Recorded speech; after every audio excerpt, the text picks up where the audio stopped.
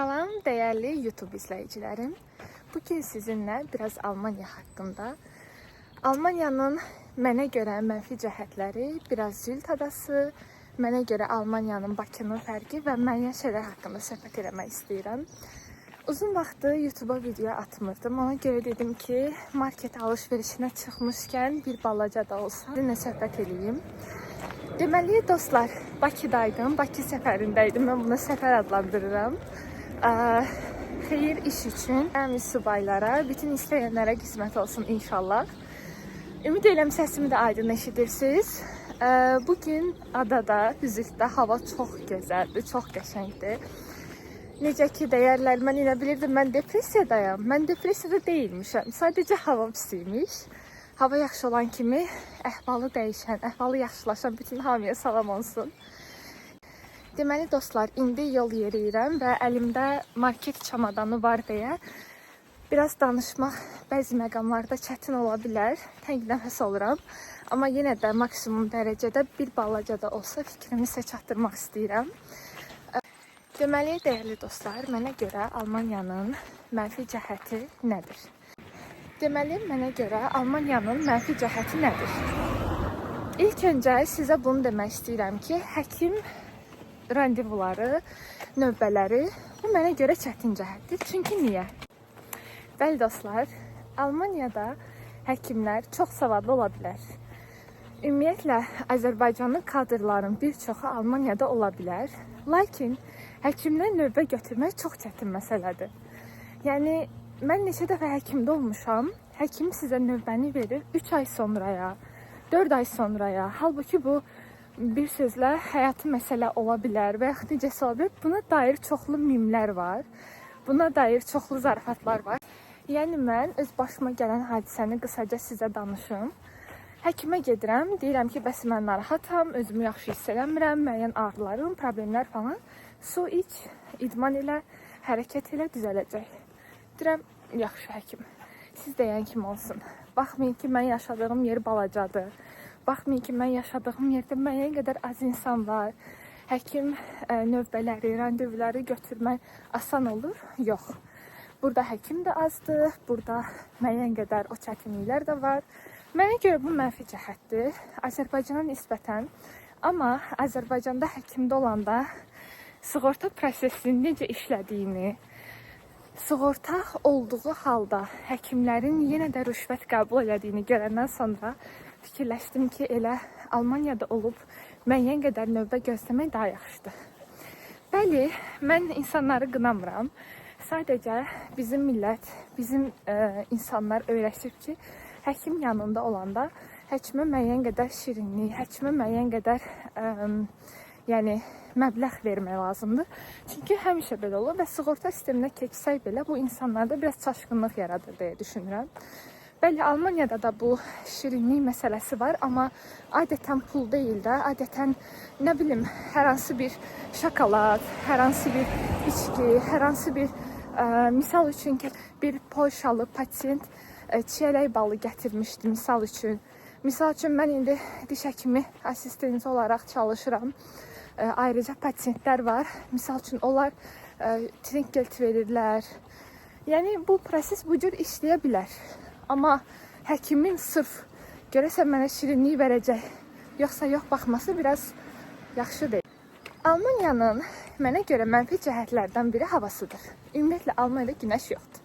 Nə qədər mən burada olsam belə, Almaniyanın günəşi biraz çətin məsələdir. Çünki niyə? Düzdür, indi var. İndi hava çox qəşəngdir.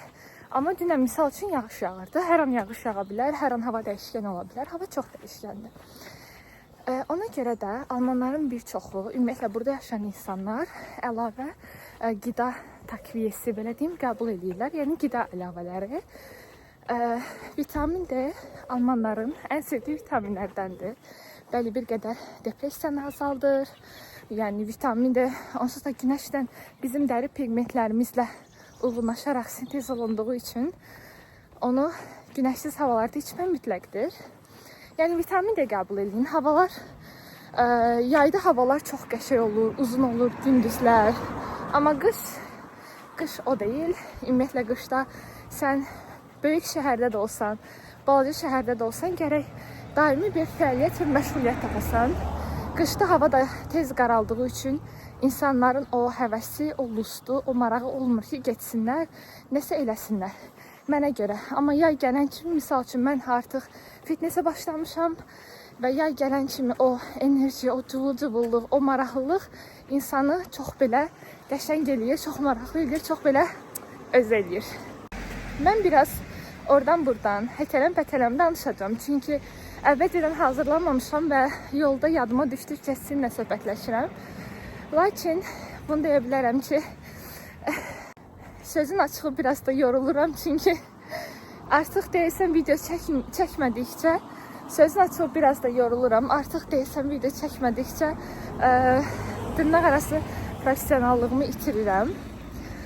Qabaqda ən sevdiyim skamya var. Onda əyləşib biraz sizinlə söhbət edib sonra yola qoyulmaq istəyirəm. Amma hava çox qəşəngdir. Market alış-verişini də axşama saxlamaq niyyətim yoxdur. Çünki həm Rospana getməliyəm, bəzi şeylər almalıyam, tavanı dəyişməliyəm. Məndə elektrik, necə deyim, qazla deyil, maqnitlə də ona uyğun tava tapmalıyam. Nəsə belə şeylər. Sınamaq istəyirsiniz? Bəli. Azərbaycanda mən marketə girəndə baxdım ki, yox, yəni çox şey burada yoxdur. Misal üçün soya sütü, misal üçün badam sütü var. Olsa da belə, bəli, olsa da belə qiymətləri bahadır. Bəlkə də siz Azərbaycanda çalışıb, işləyib, standart maaşdan daha çox maaş alırsınızsa, ümumiyyətlə bu sizə yetərlidirsə, o zaman yaxşı yaşamaq olar. Yox, əgər bu yetərli deyilsə və sizin orqanizminizin tələb elədiyi qidalar fərqlidirsə, o zaman bu biraz çətinləşir. Ümumiyyətlə Bakı, ümumiyyətlə Azərbaycan növbədən kənardır. Xəstəxanada olanda növbə mədəniyyəti görəndə bildim. Siz nə qədər də növbə götürsəz belə, canlı növbə olsa belə, insanlar sanki kim birinci keçdisə odur. Kim birinci götürdüsə odur. Düzdür, bu yəni həmişə gördüyüm, bildiyim şeydir. Mən də müəyyən məqamlarda Bakıda yaşadığım zaman elə olmuşam. Amma elə olmalı deyil axı. Sizin növbəniz var, sıranız var. Həkimin müəyyən iş saatları var. Siz o vaxt daxilində qəbulda ola bilərsiniz. Əvvəlcədən işinizi görməlisiniz, bilməlisiniz. Bu məncə belədir. Havaya gəldikdə isə gördüyünüz kimi mən hal-hazırda yeriyirəm. Arkadakı mənzərəyə də şahidsiniz. Ümumiyyətlə yaz havasını, ümumiyyətlə ən çox yazı sevirəm. Yazı hər yerdə sevirəm.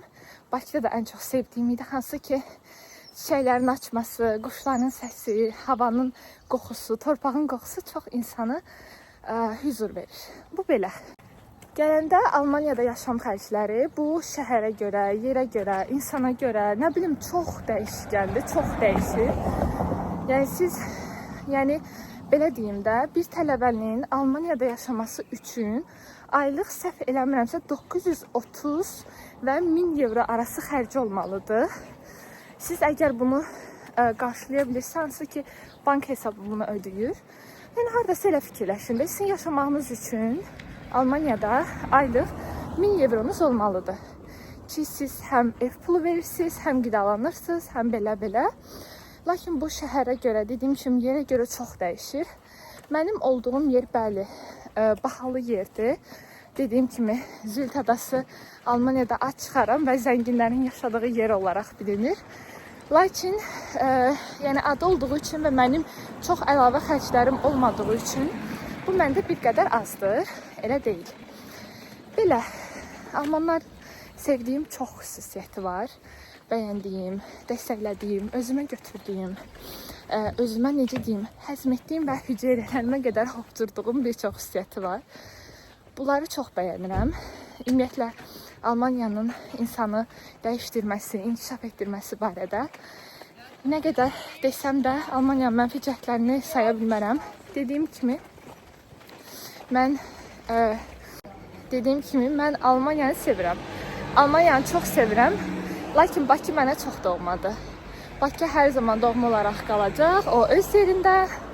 Almaniyada sevdiyim bir yer olaraq hər daim qalacaq. Nəsə dostlar, sizinlə yenə söhbətləşəcəyik.